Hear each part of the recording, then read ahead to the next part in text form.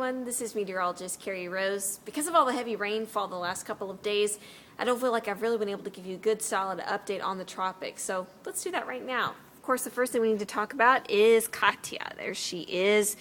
She's been weakening over the last 24 hours. She's now a Category 1 storm. You can see she's southeast of the Outer Banks, and she is going to remain safely out to sea, not going to impact the East Coast other than by providing some rough surf and riptide threat along the Outer Banks and mid-Atlantic coast. And now on to our next named storm. This is Tropical Storm Maria. She just developed this morning. But let's talk about Katia. There are the stats as of this recording midday on Wednesday.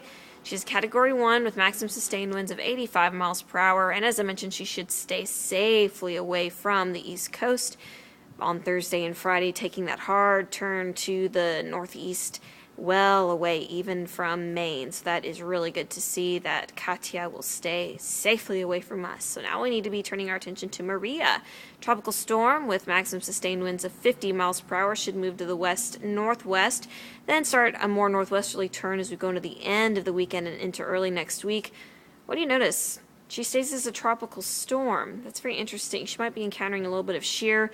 Might be difficult for her to really get well organized. And I've also seen in the longer range models, which let's look at now, that she's going to be making that turn in between Bermuda and also the Outer Banks. So look at that. Many of them starting to show indication, just like Katia, of that northerly turn.